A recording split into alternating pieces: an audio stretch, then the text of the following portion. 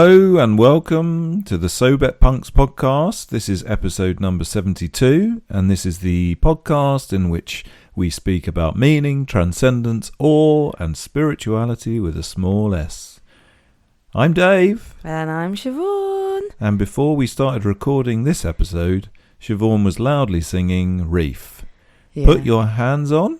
Place your hands on. I don't know what the words are. I just did the noises, and I'm not going to do them now. I can see you baiting me. I'm not baiting you. The last thing I want is for you to do what I just had to sit through for a while on my own. But you did exclaim, and I wish I'd caught this. Your words. I could sing Reef all day. For those who don't know, actually, Reef are a terrible 90s. Who doesn't know? Oh, do people not know? Do people know Reef? I could sing that. No, sorry, I'm not on the phone, am I? I'm on a podcast. I was going to respond. I think people should know Reef. Put your heads on.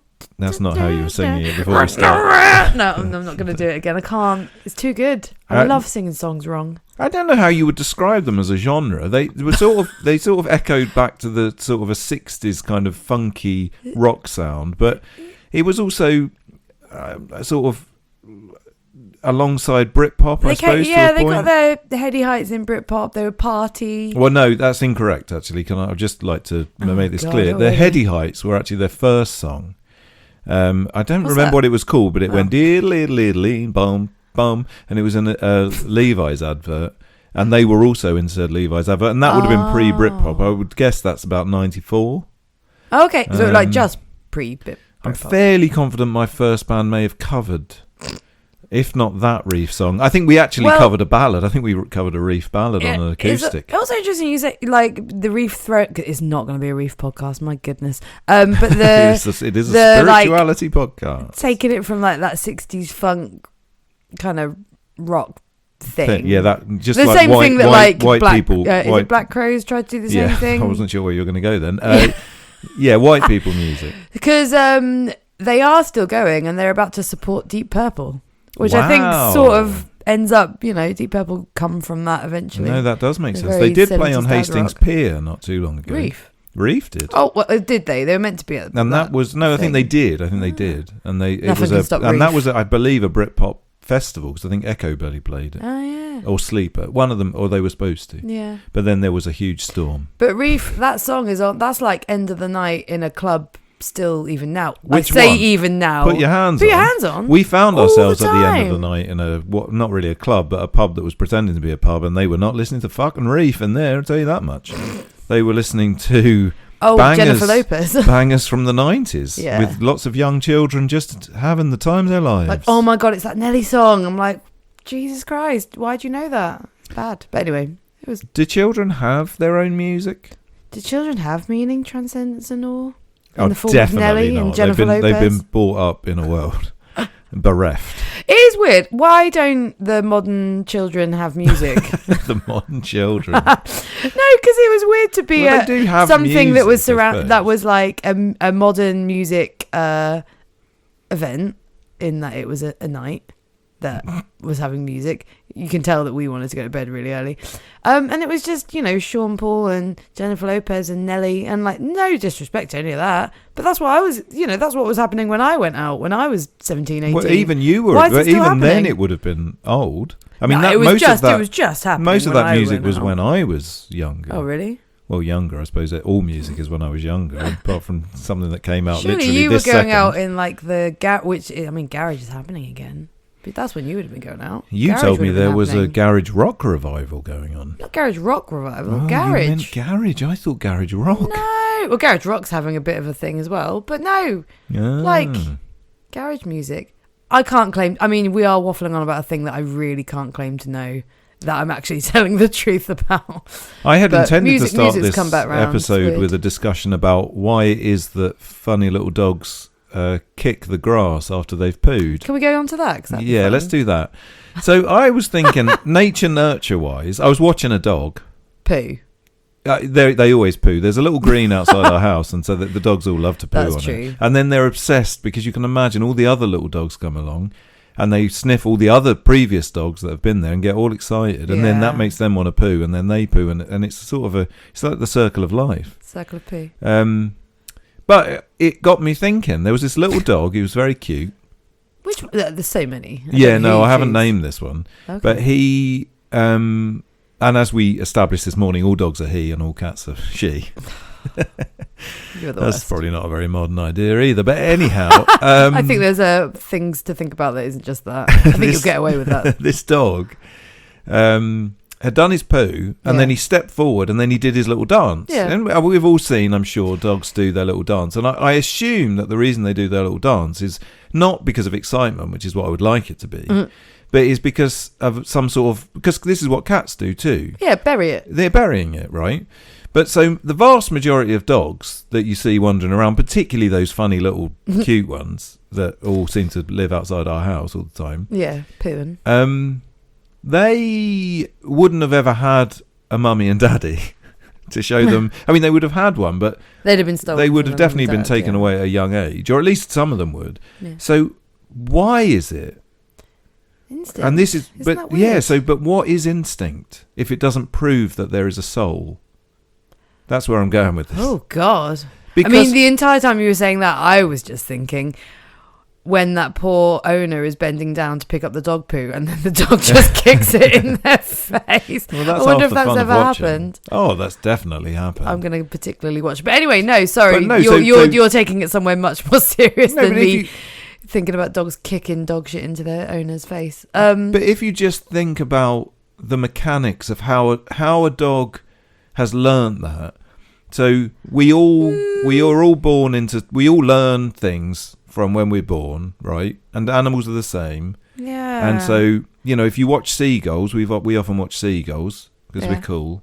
And there's lots around here. And so obviously the baby ones because they're floofy. Yeah. And they do, their mums are there or dads watching are there them. watching them, and they're kind of showing them how to do. So they learn what to eat, how to eat, where the best places to eat are, how to go and pick things out of the sea by watching, like we do as humans. But so these dogs, without any training whatsoever, no one, the owner's not training them to do a little dance after they poo. I mean, if they could, they should. Might be. But so it's just in their brain somewhere. And so you say instinct, and you're right, of course it is an instinct. But what is an instinct if it isn't an instinct? Surely, I mean, I'm sure someone would disagree with this, but if we think about our behaviour in the context of like pure cognitive science, that we've just got electrical impulses going through our brains, and they're forcing us to do things by way of releasing certain, hormones and what have you. And that's the only reason that we have consciousness. And the only thing we're doing is living out our evolutionary path. And presumably, therefore, dogs must be as well. Although I would argue maybe dogs are more spiritual than humans, and maybe that's the answer. Maybe we're all just here for the dogs. But if that's the case, then how does that explain instinct? I don't know. I mean, I don't either. No, I'm just remember posing that little cat, that little kitten that hadn't been not neutered, but like lady cats when they get the horn. Yeah. And that little one, when we stayed in London last, there was a little cat that was just like wailing all night and then producing its little bottom in the air.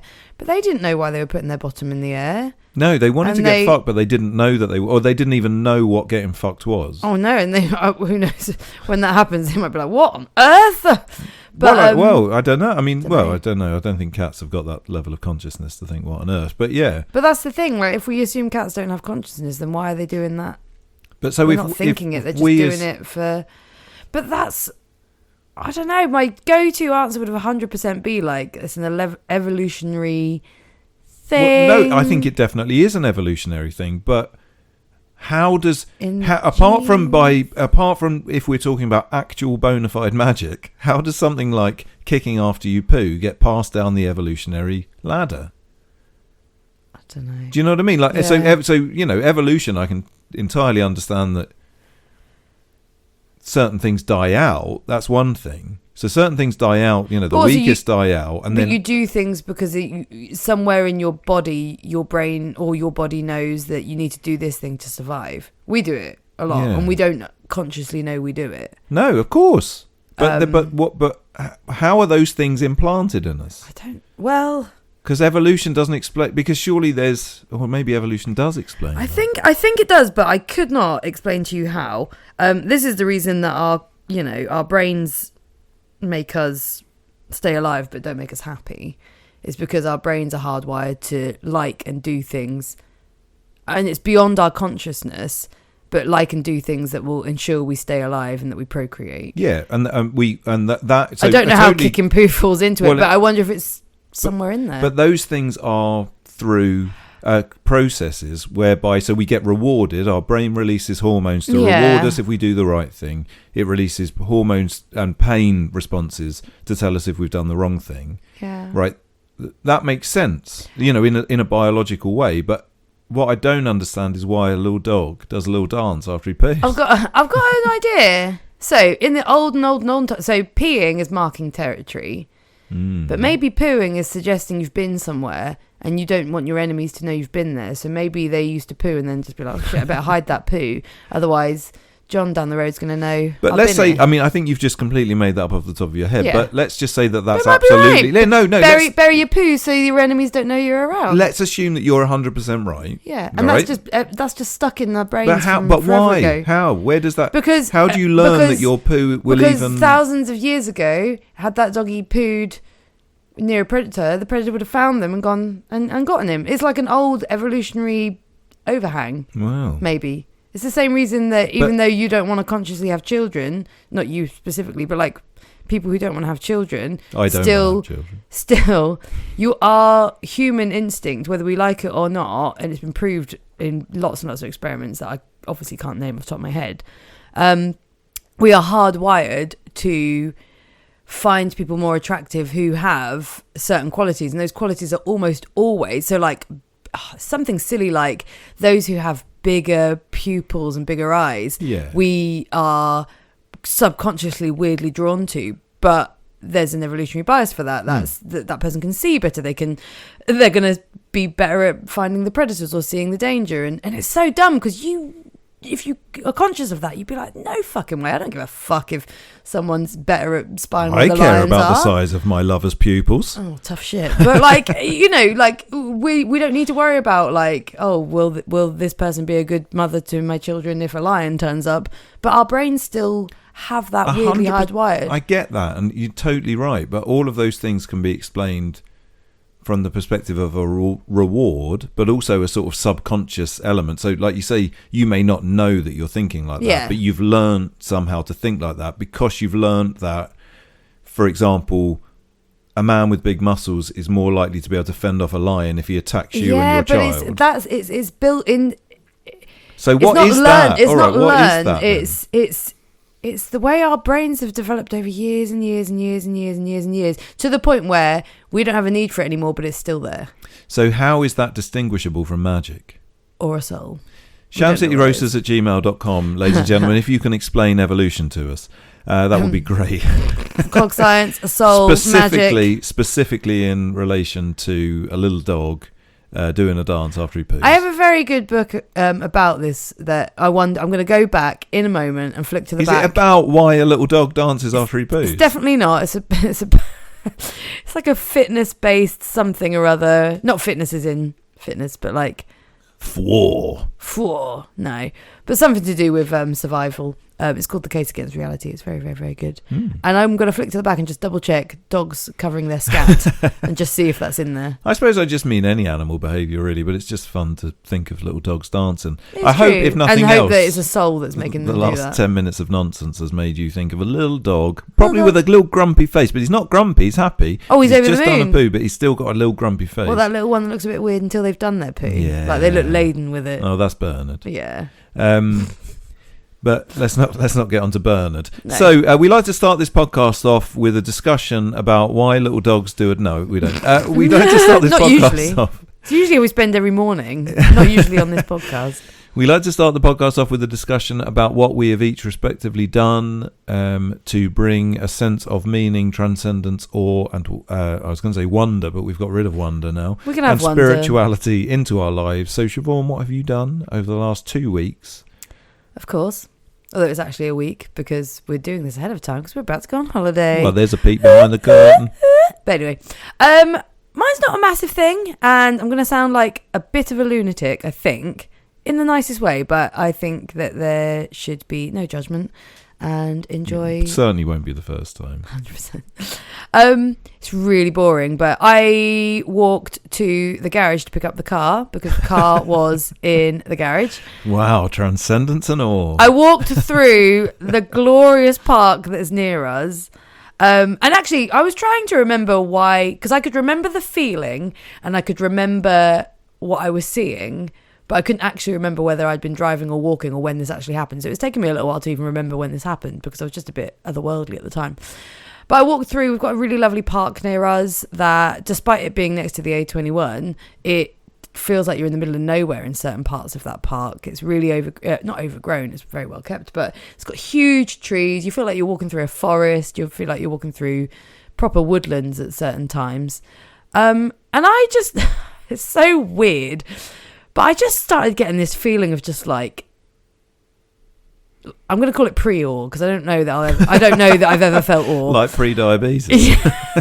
Like the feeling of, oh my gosh, like this is amazing. Because I was walking through the bits where the trees are the tallest and there's a lovely little path that goes through it and there was no one really around. And I just had this like weird sense that, you know, if I was a religious person or if I don't know.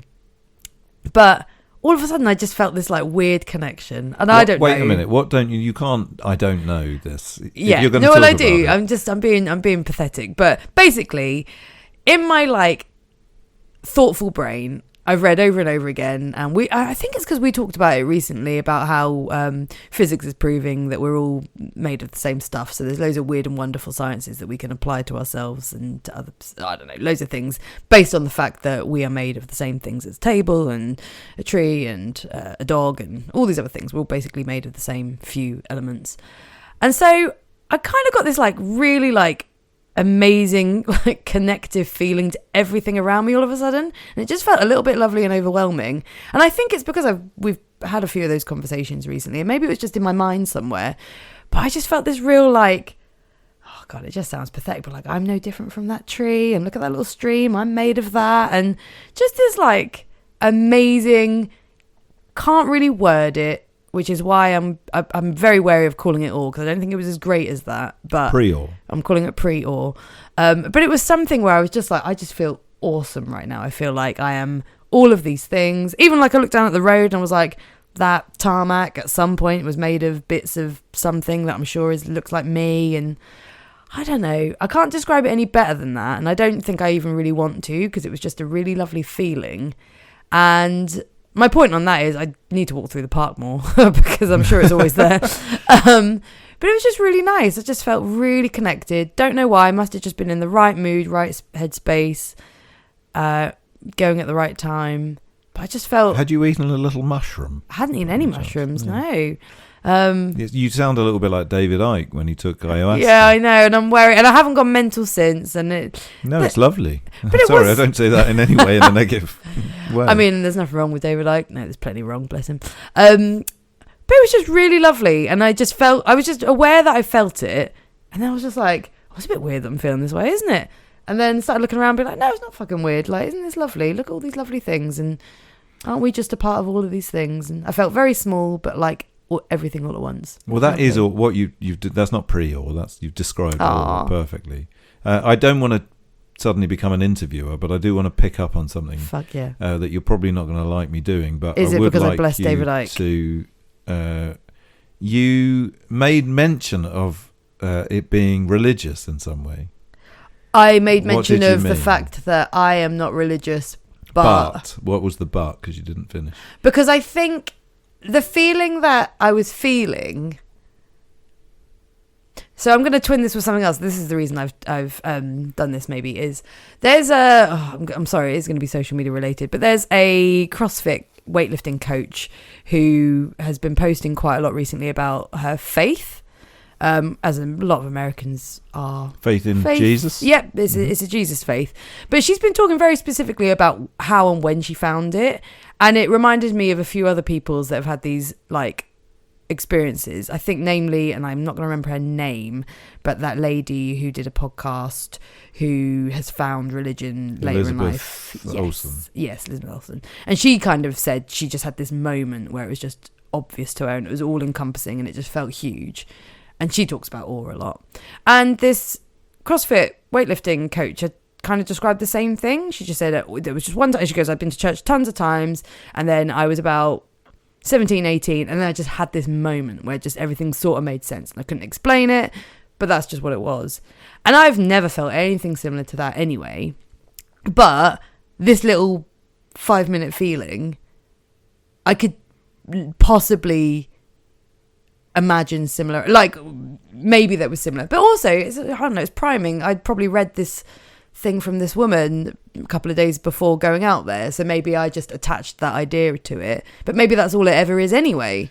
I don't that's know. A push because you will have also been primed to have completely the opposite experience by almost everything else that you've seen in between that. Do you know what I mean? So sure, one person may have been talking about that, but then also you live in a world which is completely bereft of that. But it's what I've chosen to subconsciously pick up on, but maybe. Your subconscious takes in everything. But also, like, it can be all of those things, and it still happened. And it still was this really lovely feeling that I could imagine had that had happened. It happened in nature, and I was just like, I can...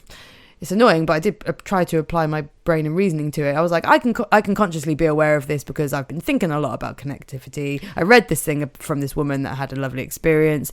We've just been talking about how we're all made of the same stuff. So all of this is lovely combined in my brain, and I'm having this wonderful experience. It doesn't detract from having it, but I could somehow rationalize it. However, I wonder whether if that was to have happened in a church or in a place of worship and I couldn't rationalize it, what I would then think. I could never know that because it hasn't happened, but I'm just like, I could maybe see how people have those.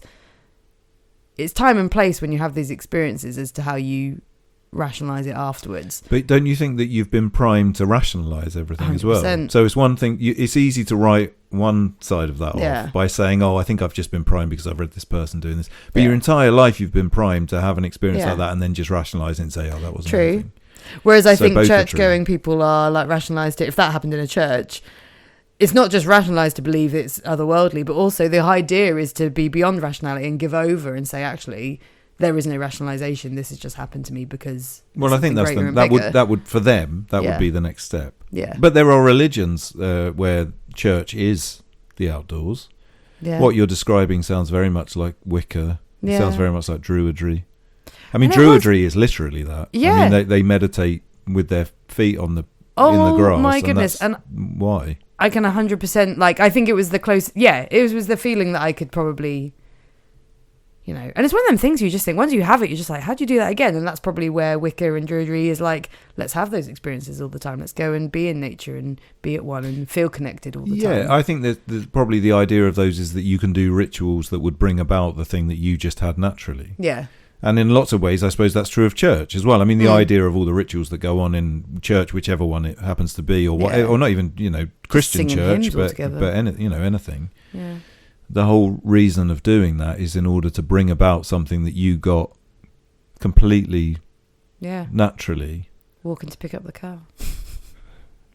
But I think that's an important thing to pick up on. Sorry, by the way, we haven't had this conversation before, so maybe we should just continue having this conversation about about Siobhan's religious experience, because it sounds to me like what you had was, and you don't have to attribute it to any specific religion. But it sounds to me like what you had was a religious experience. It's nice, isn't it? Now, the religion or the religious aspect of it isn't necessarily like, that doesn't mean now suddenly you believe in Jesus. It doesn't necessarily mean now you're a druid. But having said that, you manage to have something that some people go their entire lives dreaming of having. And it would be horrible to just write it off as Oh, I was just primed for that, and it was this CrossFit coach's fault. Yeah, true. And I've rationalised it now, so it was a nice experience, but that's all it was. Well, yeah, I mean, I'm sure it was a lovely experience. It sounds like an amazing experience, but don't diminish it. Yeah, no, and I don't because you're uncomfortable with the idea of being a religious person or a spiritual person or whatever. No, it's more that it's not trying to diminish it. I feel like I definitely had it, and it definitely was big, and it was definitely, something. But you didn't tell me about it, for example. No, I know. Well, I only really been thinking. It's only when I'm reflecting back on it and then remembering it, because it really was like just a minute or two. But that's why, of course. But that's what. So is enlightenment. I know. Enlightenment is just sometimes people say that they spend their entire lives meditating and they feel enlightenment for like 30 seconds and then that's that. I think it's also in this case because it's not really that I'm diminished by it. It's not that because of all people I could tell it would be you. It's just more that before we come on here we have to think about what we've done over the last week, and it's only when you reflect. So I think this is the other thing. Like that day ended up being really busy and stressful for very stupid reasons. It's not stressful at all, but so it got buried in that day. And then even when I thought about how the day was at the end of the day, I probably didn't pick up on it then. It's only now that you think about it, and I guess that's also drawing back to the importance of having someone that you can have these conversations with, having the space to reflect, because it was big. I did remember feeling it at the time and being like, this is amazing, and then 10 minutes later I'm handing over money for a car and I've forgotten all about it. Of course. And because you have to deal with real life. And I think, but I'm aware, I suppose, because I know you so well, I'm aware of all of what you've just said, or I had presumed that that's what had happened. But I suppose the point that I'm trying to make is more that by the fact that by the time you got home you'd more or less forgotten about it, or by the fact that you weren't reflecting on it, suggests that you didn't give it the gravitas that it probably deserved. No, I think it's at the time I did, and then and then you don't carry it over. It's only on reflection, and it's now I'm remembering it. I'm like, gosh, yeah, it was really, but it's just having the space to remember and having the space to reflect, because it was fun and interesting and weird, and I was just like, awe-inspiring. It was very odd. I was just like, God, everything is fucking amazing. And the closest to it was probably the time that we took mushrooms. Because it was definitely like everything just looked amazing all of a sudden. I was like, Jesus, what's going on? But don't you think that we all do? I suppose maybe why I keep on about this. We all do this because we live in a world that, I'm going to be really black and white just to make a point. We live in a world. Just say it as it is. Ask me. Right. I'll just tell it as it is. I'll tell you what. If you don't like it, that's one thing you get from Dave, isn't it? Dave He's always going to tell you. Oh, Cullen. Oh yeah, he tells it as he tells it as. Some people don't like it, but he don't care. He don't care. Don't bother him. Sorry. He cares so much. It's not funny. Sorry. We live in a world. And again, I'm simplifying it, but we live in a world without religion and without a spiritual. This is why we're doing this podcast, Siobhan, I suppose. That's what I'm trying to make the point of. Yeah. We live in this world where we all have given up on the idea of all of the things that we talk about, meaning, transcendence, awe, and spirituality. Yeah. And so if you've given up on all of those things and you live in a world superficially without them, when you experience them, you then go to the garage, hand over some money, and by the time you've got home, you've forgotten about it. Yeah, that's true. Now, if you live in a world, for the sake of argument, let's say you were born into a Christian family and you spent your entire life going to church and you absolutely believe in God. Mm-hmm. If you had an experience like that, you would be screaming from the rooftops about it because you would have a place to put it, right? Yeah. And now the thing is, you don't have to be at either of those two extremes. And in many ways, I feel like whilst this experience may have proved that you're not quite there yet, I think that where we're aiming to be in the conversations that we've had is somewhere sort of in the middle. Yeah. But the thing is, we all need a space to place these things in. And if we live in a society that doesn't have a place to put these things in, then what we do is, going back to the dog doing a little dance after his poo discussion, we just explain it away with science or evolution or whatever. Now, that's fine. And it might even be factually the case. It might be scientifically provable, or at least rationally provable.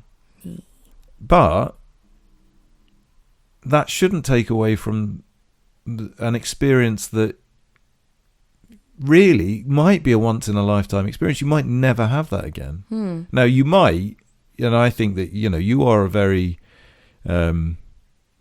open, you're a very beautiful soul, Siobhan. And I think that you're probably just someone who manages, I don't know how you manage this, but you're so open to experience that you will probably have that sort of thing again if you keep going down the rabbit hole that we've both been going down. Yeah.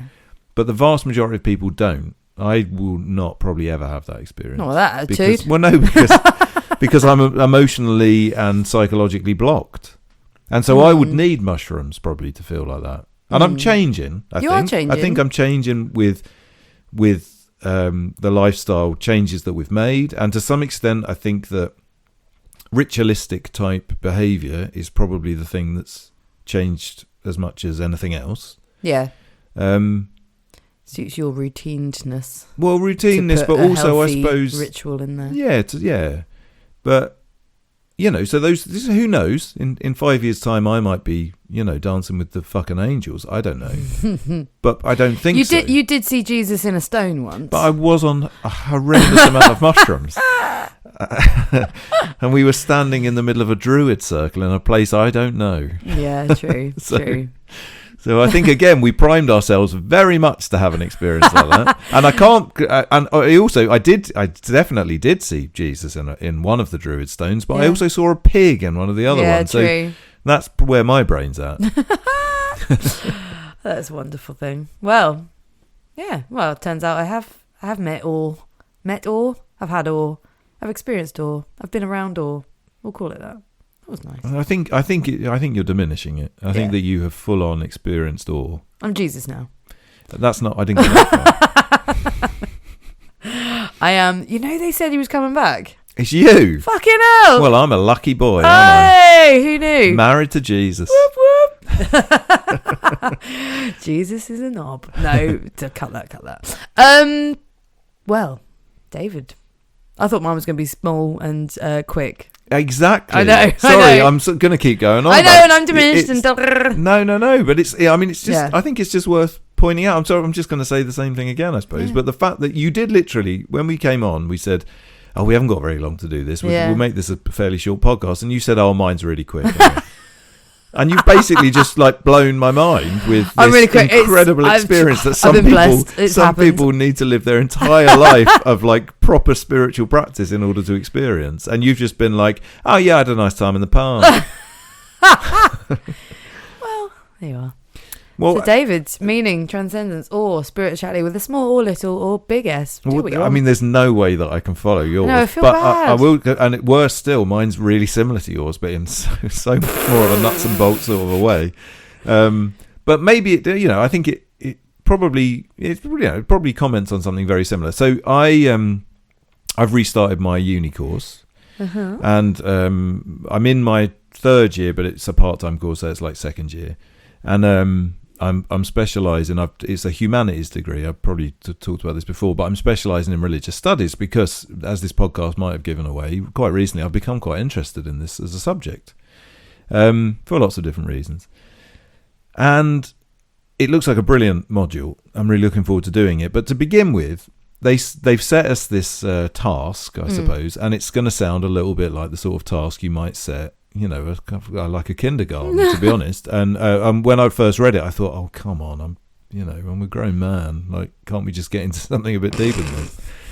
But, of course, and this always happens with the Open University. Whenever I look at the course and I think, oh, that bit sounds a bit crap, it's always fucking brilliant. I mean, it's such a good... If anybody ever gets a chance to study an Open University course, I would recommend it. So hard. But anyway...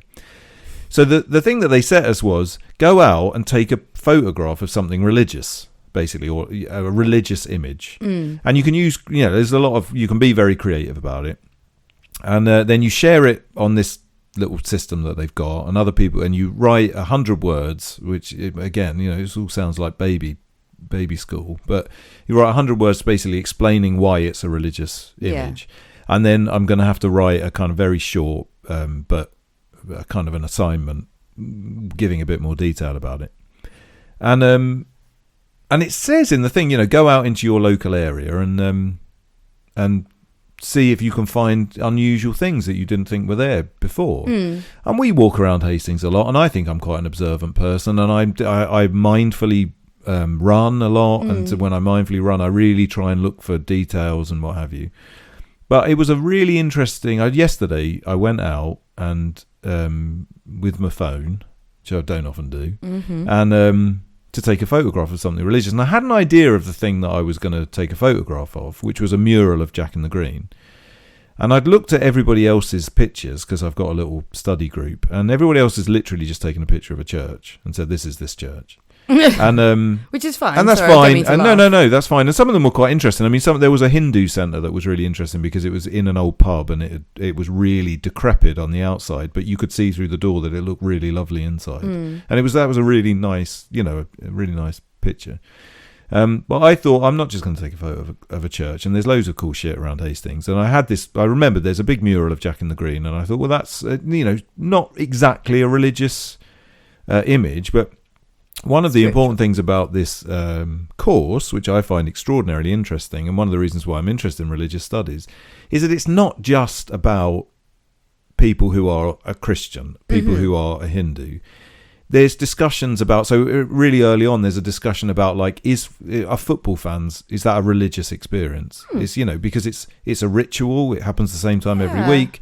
People dress the same a lot. They go to the same place. It's very communal, all of the things that, and so there's a discussion to be had about how much within our secular world the things we're doing are either replacing religion or, again, we've talked about this on the podcast or people before. Who follow bands or go to the gigs. Is the DIY punk scene just a religion? And I would argue maybe once.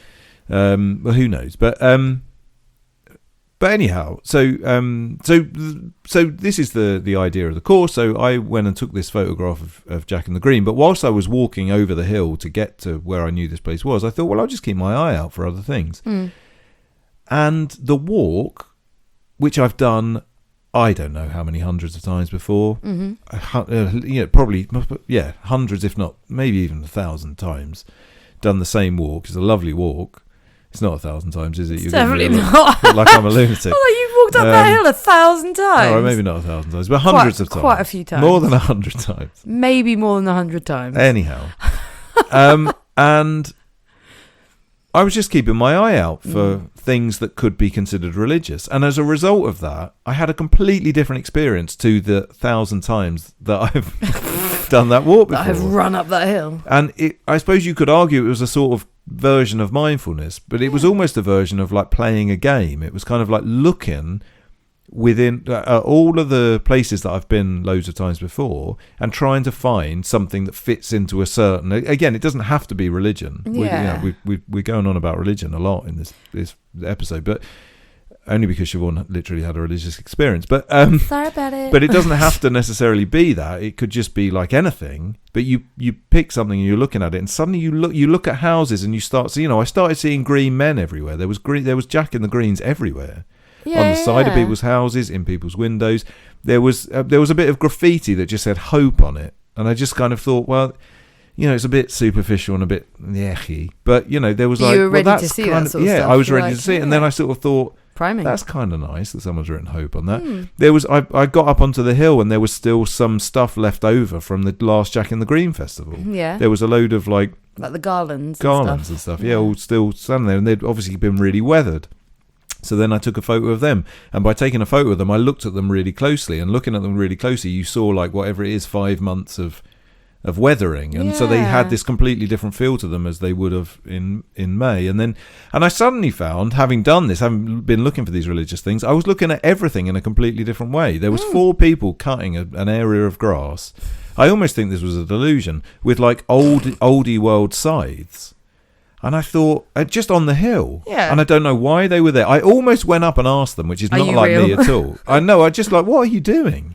And they all had matching outfits on. And I thought, and because of the priming thing, I was like, it'd be amazing if I should take a photo of them and say that's like a religious group doing some sort of like weird kind of Amish group or something, using oldie worldy stuff but I still don't know what that was. But it's like, I would never have I don't think I would have noticed that they were there.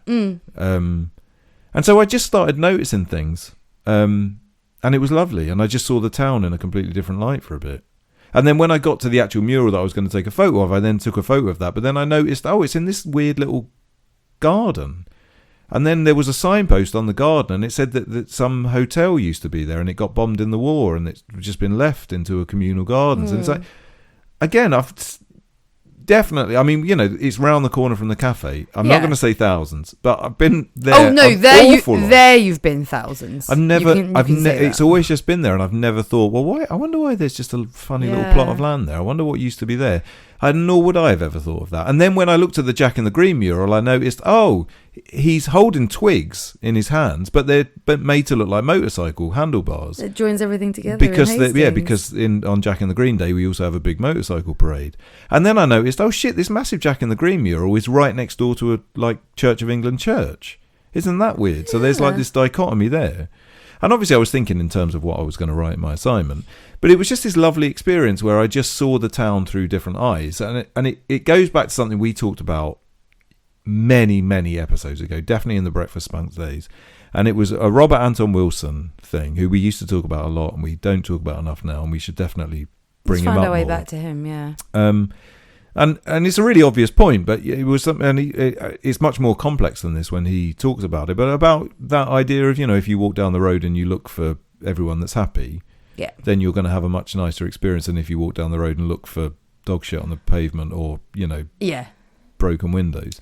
And I don't know, it just got me thinking about that, I suppose. And also just to mention, and again, I'm sure we've brought up the Situationists before, but they had this idea of a derive, which is basically a walk around town. It's a lovely idea where you just do something, and I would describe this as magic and as a ritual. Mm-hmm. But so they would do something like try and work out. They were in Paris, and so if you were walking from point A to point B in Paris, you wouldn't walk from point A to point B. You would make like a pentagram in the floor with your. Oh, isn't that what thingy from the KLF used to do on his walk to work, and it was a right old nightmare. Yeah, so walk to work was very long. But the beauty of doing something like that has nothing. It means nothing. Yeah. No one will ever know you've done it. Yeah. It's not. You could add a magical component to it and say, if I do this, and you could even say it's a bit ADHD. Those with OCD do not do that. That's right, OCD. Yeah. That would be bad. Well, no, but by doing something like that, you then gain this completely different experience. Yeah. It's the reason why play is so important. It's the reason why just doing nonsense for no reason. Yeah.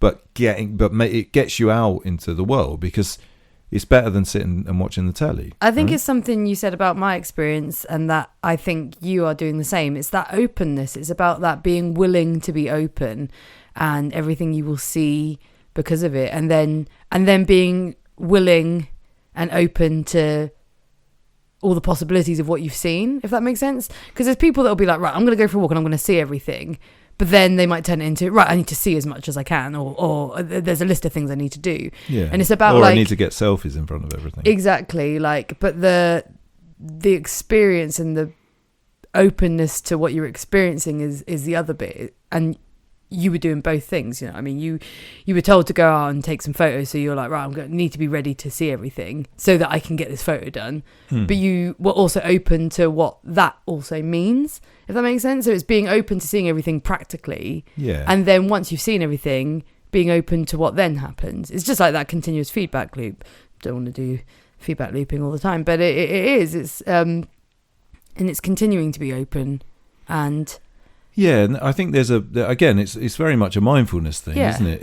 It's you train yourself to do that. That's why walking meditations are a good idea. It's partly because in the here and now you will have a different experience, like I say. So if you go out, there is this idea of playing a game where you say, if you've just got to walk somewhere, and it's boring. You just walk into work and you've done it however many times. Yeah. And you say, but today I'm going to try and see as many, I don't know, red roses as I possibly can, or something. I mean, it obviously has to be something that's vaguely realistic that you might see. Or I'm going to count the amount of planes that go over, or something. Yeah. I don't know. it's a silly thing. Again, it doesn't mean anything. It doesn't do anything for anyone, but it just sort of puts you in a mindful place of actually looking around. And so by looking for red roses, you're going to see loads of other things. And I think it's something that we could all practice. Yeah. It takes no effort. We all walk places on our own. I guess it's like there's positives to doing it that come from doing the thing, but it's also then you're not doing other things that are pretty disruptive. Well, you're not going to be looking on your phone. You won't be looking on your phone. You won't be, if you're an anxious person or you're worried about something, you won't be thinking about that. You won't be being stressed. So it's twofold. You're distracting. You would be not doing something that's pretty negative, and that's how I think that's how things are sold as well. Like mindfulness is always sold as like, especially in the modern world, like, oh, a distraction from stress. And it's like, well, no, it is that, but it's also the positives. Well, actually, I would argue it isn't that. It's been bastardized into that. But yeah, it isn't that. But I guess the upshot is, like, if you're doing what you were just doing, going for a walk and seeing all those things, it's touching on that flow state thing. Yeah. In that, like, your brain is just so occupied doing something else that time disappears, and also you'll get to where you're going quicker because that element of like time will just float by and it won't really be a real thing because you'll be occupied doing something positive. I like that a lot. And I know that I've just talked about doing it on a podcast, so I can't claim to be doing what I'm about to say, but there is something really beautiful. I think something that we could all do with doing a bit more is celebrating things that we just do in secret. Like, we don't have to tell anybody about this stuff. Doing a Derive or like doing a little game, playing a little game with yourself, particularly if you feel a bit stupid about doing it. There's something in the modern world which I think is very revolutionary about doing something and no one knowing that you've done it. 100%. And I would say, and I can't explain why, I can't really put my finger on why this would be, but I can definitely say that for me, as someone who probably overshared on social media, or, well, actually shared as much as anybody else shared. Yeah, but that's oversharing in the sensible way. As we all are, like you do something and then you need to make sure that everyone knows that you've done that thing on social media. And that's not necessarily in of itself like a bad thing. And sometimes I think it can lead to good things. I know that I've done a few things that I probably wouldn't have otherwise done because in my subconscious I knew that it would look good on social media. And as a result of doing it, I've had a really good time. So there is a kind of positive way of looking at that. But I just think one of the most revolutionary things that we can do in the modern world is just to have something for ourselves and just keep it for ourselves. And there is something, and I've now done that a lot. And again, I appreciate that I'm talking about this on a podcast. So I mean, in a way, I'm entirely not doing it now. But there is something of real worth about that, and there is something. I keep talking about how making my own life better, but there is something about that which has made my life better, and I can't put my finger on what it is, but it definitely has. It's 100% provable as well. There is a podcast, it's a Rich Roll podcast, and he interviews someone called, I think she's called Mel Robbins. I'm going to go with that, Robbins. And she is another one of the like cog scientist people that are looking into happiness and things of that nature. And she did a study, or she at least discusses a study, and I'm gonna get it a bit wrong here, but it's exactly that. It's about getting people to do an act of kindness a week. They did two groups. One that did an act of kindness a week and either got rewarded or got the opportunity to talk about it, and one that just did it. And the one that just did it, infinitely happier. Like in their happiness rating scores. The ones that did it in secret, I'm getting it very wrong, but go and listen to that podcast because it's really, really good. But she names a couple of studies and a couple of experiments that she has done where it's exactly to prove that it's the stuff you do and you don't talk about. It's about she named another one. It's about instead of it's something like doing someone's shopping for someone, instead of announcing, I'm going to go do your shopping for you, just go and do it and drop it at their house and say nothing. And she was just like, if you announce it and then do it, there's something there that is not as gratifying for you, like biologically, as doing it in secret and then just dropping it at their house. If you make a scene out of it and get gain from it that way, it is not as good as the gain. And it's not the reason to do it is not the gain anyway. But she's saying if that's what you're interested in, the talking about it actually lessens the happiness you will have than if you just did a nice thing. Don't you think that's because subconsciously we know full well why we're doing that? I think so. I don't think consciously necessarily, and I mean I think that's got so much worse as well because it's so normal, so normal to shout about everything, constantly and create content, I suppose.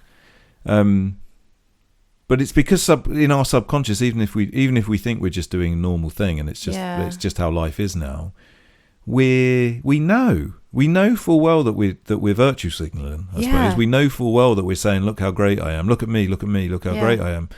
And I think even my experience of people, even pre-social media, the sort of people that were like, "Look at me! Look at me! Look how great I am," are always unhappy. Yeah, they're always people that are actually don't think themselves great. I feel like there's people, I'll put it for people who donate to charity. There are people that probably donate to charity or donate blood or do any of that sort of like nice stuff. Maybe not donate blood, because I do think there is some worth in like people sharing that they do that, because then I'm like, oh yeah, shit, it's that thing that people forget that you should do. But you can talk about it. So anyway, whatever. But like when people are like, oh, I just donated to a charity, and they might share that they've done that. And it's just like, I can imagine that how I would feel if I had just donated to charity, posted a picture saying, I just donated to charity. And, you can fool yourself into saying the guise of me sharing that is so that other people do it. But really what you're also doing, even if that's what you're saying you're doing it so people see that you've just done that thing. Yeah. And if you really want to like dive into that thought, your first feeling is like, God, I feel a bit guilty. I feel dirty. Like, but it's not true being kind. It's also you're gaining something from that. But I think consciously a lot of people wouldn't necessarily be able to think that way. Yeah. But I think that even though consciously, but I do think if you allow yourself to go there, it's not a positive feeling that you'll feel. You'll totally. Sorry, it's like a weird guilt. I agree with you 100%. But what I'm trying to say is that even if you don't go there, or even if you're incapable of going there, even if you say and consciously think, I'm doing this purely from a good place, and I'm encouraging other people to do something similar to me. Yeah. Subconsciously, completely out of your awareness, your soul, the bit of you that dances like a dog after you poo, knows full well that that's not the case. Yeah, inside we all know, and this is one of the reasons. I mean, we've talked about this a lot. This is one of the reasons why bad people in inverted commas who we all dislike, they're their own punishment. Yeah, they're not happy beings. It's all going on underneath the surface. Yeah. And I don't think we should take joy in that, but I think that we should be aware of that because it's quite sad. Yeah. Yeah.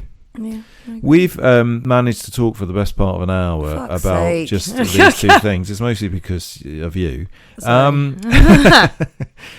So we were going to continue our discussion about politics and giving up politics, but I just don't think we can make a start on it now. So I think we're probably going to have to just call it a day. I think we probably are. Really been an hour. Well, I can't help fucking finding trees religious all of a sudden. No, I mean, but I think it's a beautiful thing. And I think that I really do think that it's an important point that we need to be open to this sort of thing. Yeah. Just going back to your thing, I'm going to interview you a bit again. Do it. This is nice. I mean, what do you think led to you being open to having that experience? Apart from, you say, it was priming because someone in CrossFit, but I don't think it could possibly just be that. It's not just that. Yeah. Because there's a long story. There's a long story of your life which has led you to that day. I do. Yeah. 100%. And I do. This is where it feels like I'm rationalizing it again, but it's not. It's about becoming the kind of person. Oh God, I sound like a fucking... Just say what you want to say, Siobhan. This is about your inability to talk about your experience. I think sums something up about humanity. How I think all of us have in our heads this thing which says, I can't talk about this because I'm going to either sound like a lunatic, or I'm going to sound big-headed, or I'm going to sound super privileged. I'm so privileged that I've got the space to walk through a nice park, and I've had this. But the thing is that none of those things should stop you, because you are who you are. You can't help anything about yourself. So none of those things should stop you from having this experience and being able to talk about it. So just say what you want to say. I think it's about being open. I think it's about being in that place where you allow yourself to be open to things. I think it's through years of being interested in mindfulness. I think it is a slow, for me, it's just that everything's falling into place. So what does that mean? So first of all, how is it that you've become... Sorry, this really is... I love it. Yeah, it's fine. You're not being specific enough. Yeah, how is it that you've become open? As concisely as you can possibly. I'll try. Years of being interested in mindfulness. Yeah. Years of... The first thing I did is probably the reason that I'm in this position. And actually, you were there. It's hilarious. We were at work and they started doing mindfulness in our breaks. And we were like, fucking hell, this hippy-dippy shit. I tell you what, psychiatric... We haven't got time to do mindfulness because, what's it in room 20 is slitting her wrists. And, we're all stuck in this room with our eyes shut. It's definitely what you and I would have talked about at the time. I literally refused to go to you didn't even attend, actually. Yeah, and one of our other nurses that work with us... I don't know what point I was trying to make now in hindsight. I was a very different miserable person. Yeah, exactly. Yeah. My life's shit and I want it to stay shit. And one of the nurses at work was really into it, and he had a mindfulness CD in his car, and he would go do that on his break. You shouldn't have a mindfulness CD in your car. I know. That's not the way. But it did pique my interest. And so I started doing a mindfulness course because someone gave me a freebie who worked at the mental health charity, I can't remember which one, in London. And part of it was you had little tasks to do. It was like little homeworks. And one of them was, today you are walking to work and you were going to look for It's exactly what you did. You have something that you need to look out for. I can't remember what it was, but it was definitely one day you had to look for positive things, one day you had to look for negative things. And what you were priming your brain to do was to look for those things. Mm-hmm. And when you look for positive things, you just have this incredible experience. And I had actually a really, really lovely experience listening to music and looking for things. And I now have a couple of songs. That song is just... powerful beyond a way I can even experience and explain. It's a Royksop song. I'll sing it one day. I thought it was going to be Gary Glitter. No, it's a Royksop with the woman from The Knife in it, and it's very good.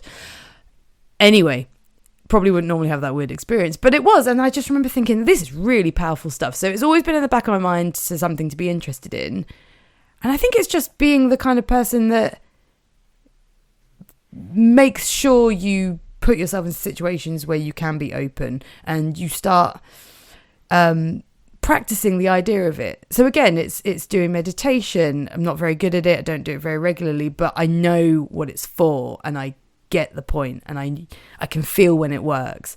It's about, I think mindfulness is actually the key for me, because I think taking seconds to notice when you're feeling a certain way and reset is so powerful. And I've realized it more and more, especially through work. I think when I even learned to do yoga for a bit, there's a yoga pose that it's literally ragdolling forwards and all your blood rushes to your head.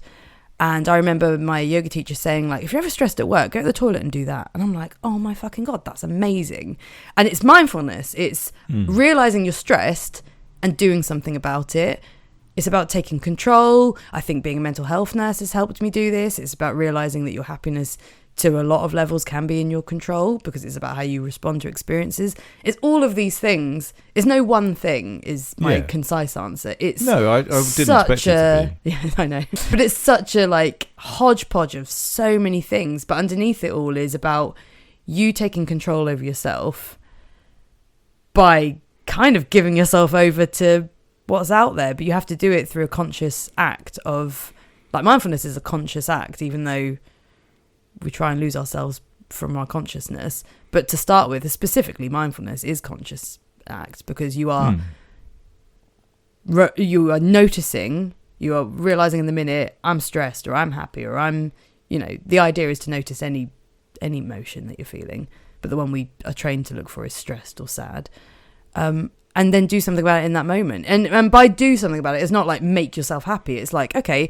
like now start noticing other things, or now, But mindfulness, I suppose, and particularly so you mentioned doing like a mindfulness app or whatever it was, a mindfulness course. Yeah, it was, yeah. So, I mean, that type of mindfulness, and I remember you doing that, and I remember what course it was, and is very secularized. And mindfulness generally, yes, definitely, has been very secularized. But of course, mindfulness comes from, and it's arguable whether Buddhism is a religion in the strictest sense of the word, but it comes from Buddhism. Yeah, it's one of the thingy flips, isn't it? It is the Eightfold Path. And there you can view mindfulness as a completely secular act. And I think we mentioned earlier, it's this idea that, I'm stressed, so I do mindfulness, and that gets rid of my stress. Yeah, and it's always been presented. It's in a corporate world. It hasn't always been, but it has been in recent times. In the last 20 years. Within our very individualistic society. Yeah. So the individualistic society takes something which has a spiritual basis. Yeah. And, and you see this in loads of kind of self-help books and what have you. And I'm sure in loads of corporate trainings and that sort of stuff. God, I mean, I know mindfulness is a big well-being part of that. Teams and mindfulness teams to come into stressful but corporations. To make you better, to make you feel better. Well, and also to say it's your fault. Well, yeah. Which is a bit poo, but in reality, what mindfulness is none of that. Actually, when you really look into it, and it has everything to do with, it's literally a part of a spiritual path. It's one part of an eightfold spiritual path, which we will one day talk about. We are planning on it. Yeah, we do kind of hint at it often. And so we've just taken this one thing and we've just said, that will make everyone better, don't worry. Now, of course, it doesn't work. It doesn't really work. I'm not saying it doesn't work a bit. I'm not saying some people haven't had really good experience of it. I'm sure they have. But and, every fucking, bro down podcast host is doing mindfulness and breathing techniques and all of this sort of stuff, and that's great, and I'm sure it is improving their lives in a lot of ways. But without the spiritual basis, I suppose maybe my question is without the spiritual basis, how do you then put in your experience, the experience that you had that day in the park? How do you then put that into context? And they're almost the way you've put it into context, I feel, or the way you did put it into context, was by not writing it off, but by just looking at it as being, that was a nice little thing that happened, and then forgetting about it. Yeah. And I suppose I don't know. I'm going over the same thing I said earlier, but I wonder how you put.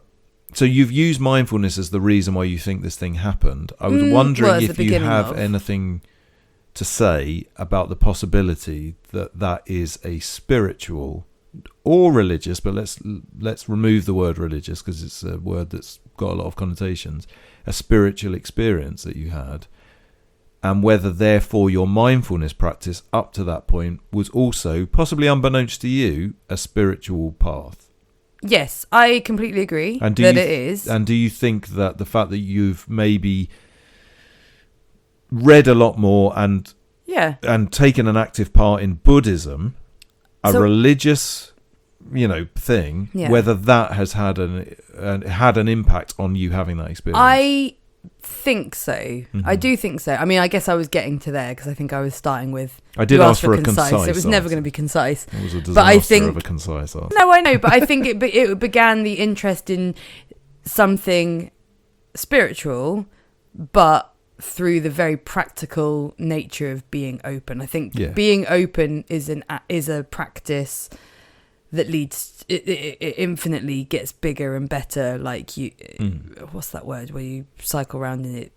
It's always going to get bigger and better. Prophecy, yeah, that sort of thing. You start small and like the more mindful you are, the more open you are, the more you see, the more you experience, and it'll go round and get bigger. And then other aspects of your life improve as a result of that. So as a result of being more mindful, you might sleep better, and then you're more able to be more mindful, and that makes you sleep even better. And throw into that deciding, being at a point in your life where you're looking for, I'm now willing to be open to that I don't understand the world, and I've come from a very scientific point of view, and actually that sounds a bit boring now, and wouldn't it be nice if there was bigger than that? And I started reading about Buddhism ages ago from that point of view, just over like, what do other people reckon? And actually specifically Buddhism, not like just religion, but just because I was like, you know what, like I'm not religious at all, but if I was gonna be, this is what I would be into, was just my like standpoint, even though I still really at that point, and maybe not even now, but really disconnected from that idea of being Buddhist. It was just like, this is a really interesting view of the world. And then started doing yoga, and you hear about prana energy, and I'd be like, oh, well, biologically that's just blood running around, that is that warmth feeling, but you know what, this yoga teacher is telling me there's an energy system, and there's a map of the body that explains this energy system, and actually look, the nervous system kind of maps onto it, and isn't it all a bit the same?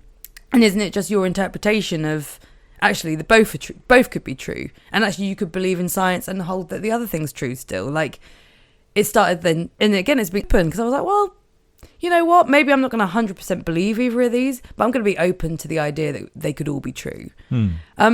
And then you realise that things start falling away, and your happiness isn't affected negatively. In fact, you're just getting happier. You're just being more interested, more open to things. And it all just one begets the other, to the point where we're at now, where I'm like fully reading about Buddhism.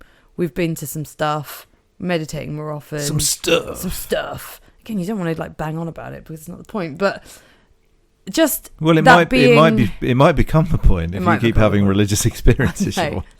But it's just, and then twin into that, because it isn't just spirituality. Some of this is very not spirituality, but it's people who are interested in cognitive science that are also interested in spirituality. So when I read about, I've been reading about, that Case Against Reality book is called I think it's called Donald Huffman, who talks about what we were mentioning earlier about how our brain is hardwired to, in our evolutionary brain, and to hardwired to dance after we poo. Yeah, exactly, to dance after we poo, to survive and not to make us happy. But that means that we literally see things and omit other things. Like, our version of reality is not reality, and now I'm sounding like a conspiracy theorist, but we can scientifically prove that our brain is blocking out certain things, and other animals and other species and other humans that are trained to see different things. That's why people meditate. Some people meditate so they can open their minds more and be like more perceptive to things that our evolutionary brain would deny us.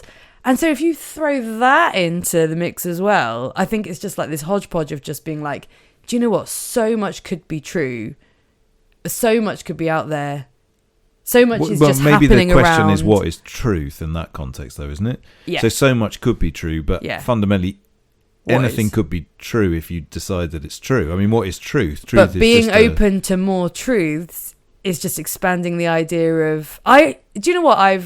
One thing that I really like at the minute, and I think this is why I really had that experience, is I really like the idea that we're small and like pointless and made of everything else and not important at all. And just, I think that can make some people feel like they want to crumble inwards and be like, fucking hell, what is the point? Nihilistic as fuck and whatever.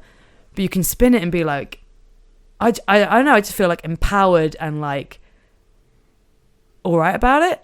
Not all right about it. I can't really word it, because you can spiral and be like, fuck, nothing means anything and everything's pointless. Or you can spin it the other way and just be like, but everything is everything. Like everything is important. If you are no different from everything else, and everything is important, you are in that. Everything is big. Everything is. But yeah, and I think that was kind of the feeling that I was feeling at that time. I was just like everything is happening right now. I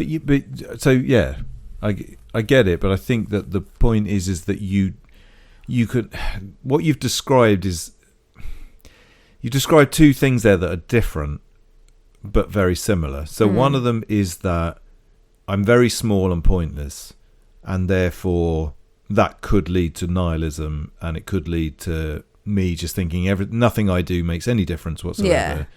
Which there's truth to. And we that's pretty much what we were talking about in the last couple of episodes. But the other side of that is not that I'm small and pointless. It's just that I am a part of something massive. Massive. Which is the same. Yeah. It's fundamentally the same, but I suppose it's just a perspective shift. 100%. So it's like if you think to yourself, I'm small and pointless and nothing I do makes any difference, that's a negative way of looking at it. If you think to yourself, I'm exactly the same as every single person that I ever meet, every single brick and tree and everything, we're just all one thing moving through, this physical space together. It means everything you do affects everything. It means everything you do affects everything, but it also takes a bit of a weight off. I suppose it's like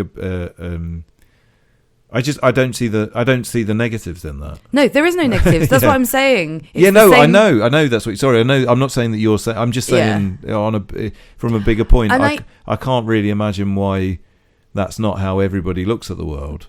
But the other thing to be said here, but it took me a long time to get to that point. Yeah. But the other thing to be said here is, I don't think I'm 100% in either park. Well, you were in that one park. Yeah, I know.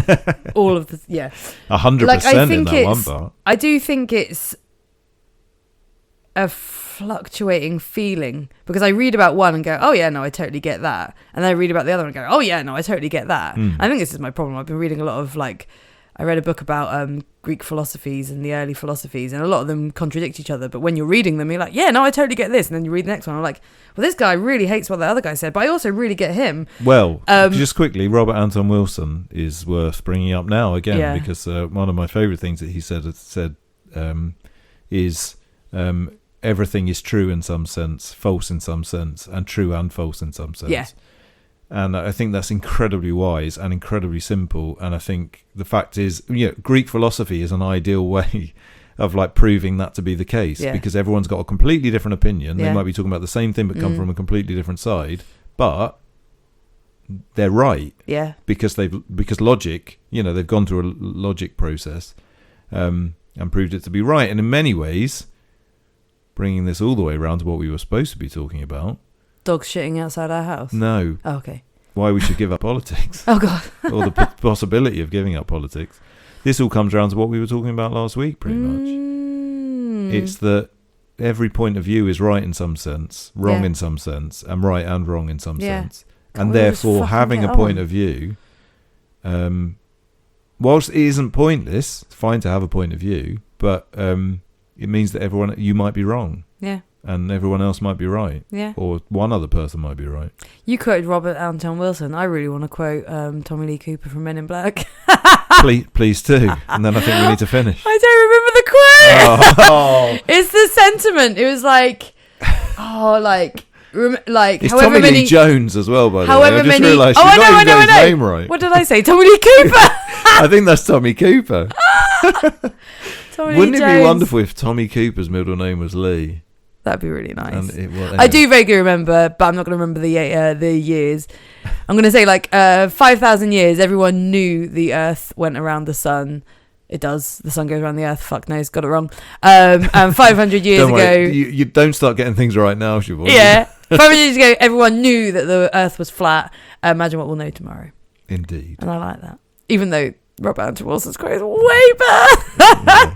I might cut that end bit off. Fuck off.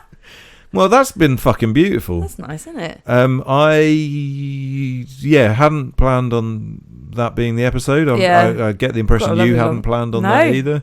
So maybe we'll get back to politics on the next episode. But to be honest, let's just see. Let's just see what happens. That's basically what we're doing, and that's the way to be. Be open, see what happens. Well, talking about something actually positive was lovely. Yeah. As opposed to just saying what was wrong with the world. So maybe we'll continue on that path next time. Look for the positives, and you'll have a nice day. If you'd like to get in contact with us, our email address... Probably not now, what the fuck? shamcityroasters@gmail.com. If you can explain the evolutionary necessity of dogs dancing after they poo, that would be fantastic. I do think it is in that book. Cool. I do think it's in that book. Well, I think it is a well-known thing. I hope people can actually... Well, in 2 weeks' time, I might have read that book and I might have an answer for you. Yeah. Or you might have reread that book because apparently you haven't remembered. I remember nothing. But then you remember Tommy Lee Cooper, so that's That's the most important thing. We will be back in 2 weeks' time after a holiday. So we hopefully will be really chilled out and really positive, and we'll have had loads of different religious and spiritual experiences that we can tell you about. On the island of Fuerteventura, or where there's famously loads of culture. And might have just eaten loads and sat in the sun. We'll see. But thank you very much for listening. Thank you. This has been the Sobet Punks podcast. Mm-hmm. Please do help us out if you would like by doing whatever you can do. Share it with your mates. Review it if you can review it. I don't know.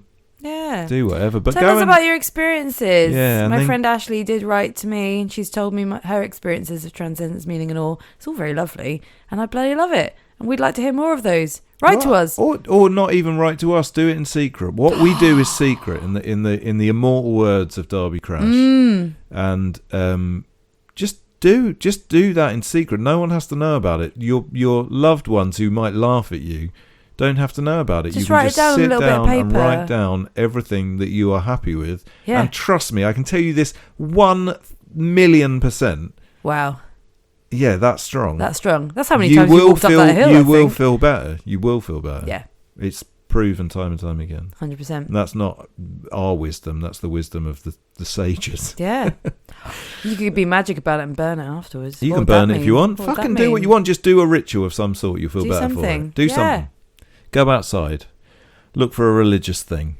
Take a photo of it. No, don't take your phone. That was the worst bit of that experience. So just go and just pretend to take a photo of it with your eyeball and look for dogs dancing. We will see you in 2 weeks' time. Thank you so much. Bye. Goodbye.